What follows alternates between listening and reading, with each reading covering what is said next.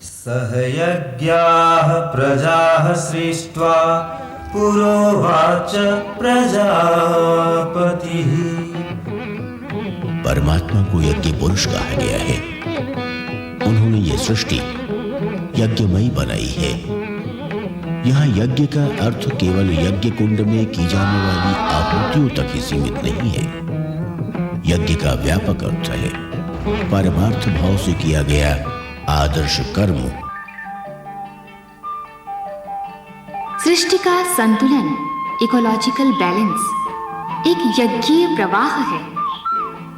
प्रकृति यज्ञमय है।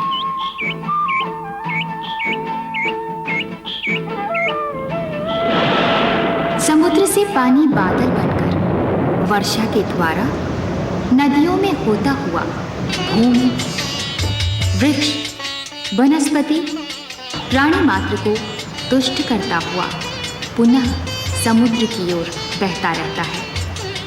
ये एक यज्ञीय चक्र है। मानव शरीर का संतुलन यज्ञीय प्रवाह है। हाथ ने भोजन पाया, मुख को दिया, मुख ने अपने रस मिलाए, पेट को दिया, पेट ने पचाया, सारे शरीर में रस पहुंचा दिया। उससे प्राप्त शक्ति से फिर अन्न का उत्पादन हुआ। ये जीवन चक्र अर्थात लाइफ साइकिल है। यज्ञीय प्रक्रिया इस संसार और ब्रह्मांड का नाभिक यानी न्यूक्लियस है। यज्ञ अग्निहोत्र में प्रकृति से प्राप्त श्रेष्ठ पदार्थ को श्रेष्ठ भावना युक्त मंत्रों के साथ अग्नि में होम कर पर्यावरण को पुष्ट किया जाता है। जीवन यज्ञ में इदम न मम, यह मेरा नहीं है का भाव ही यज्ञीय जीवन का अभ्यास है। जब मनुष्य अपनी बुद्धि, शक्ति और साधनों को अपनी संपत्ति नहीं परमात्मा की धरोहर मानता है तो उसे श्रेष्ठ आदर्श प्रयोजनों में लगाता है। जब उन्हें अपनी संपत्ति मान बैठता है तो स्वार्थ भरे उपयोग करके बुद्धि से घोटाले, शक्ति से आतंकवाद और साधनों से व्यसन पैदा करने लगता है। मनुष्य के कार्यों से यज्ञीय अनुशासन हट जाने के कारण हमारे कर्म दुर्गति के कारण बन रहे हैं। यज्ञीय परमार्थ इदम न मम के भाव से जब विभूतियों का उपयोग होने लगेगा तो फिर मनुष्य में देवत्व जागेगा, धरती पर स्वर्ग उतरेगा। मनुष्य जीवन में यही यज्ञीय अनुशासन फिर से स्थापित करने के सफल प्रयोग चल रहे हैं।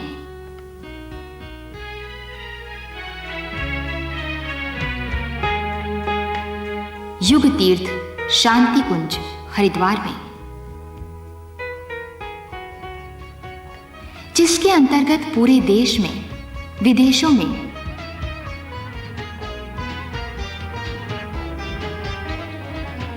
यज्ञीय आंदोलन चलाया जा रहा है।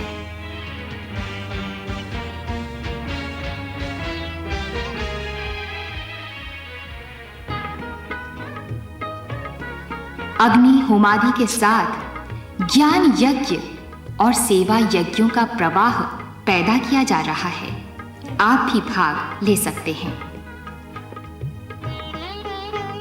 ओम भूर्भुवः स्वः तत्सवितुर्वरेण्यं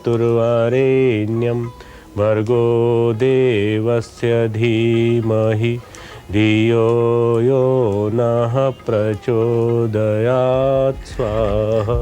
इदं गायत्रै इदं नमः। यज्ञ एक ऐसी विज्ञान सम्मत प्रक्रिया है जिसे हमारे ऋषियों ने आरंभ की। कई लोग ये समझते हैं कि यज्ञ का मतलब केवल लकड़ी जलाना, धुआं पैदा करना और किसी तरह से कर्मकांड की मात्रा से समाप्त कर देना है, बल्कि हमारे ऋषियों ने इसे एक वर्कशॉप के रूप में आरंभ किया था कि व्यक्तित्व को परिष्कृत करने की एक प्रयोगशाला है। इस अग्नि की लौ के साथ पूरा शरीर गर्म होता है।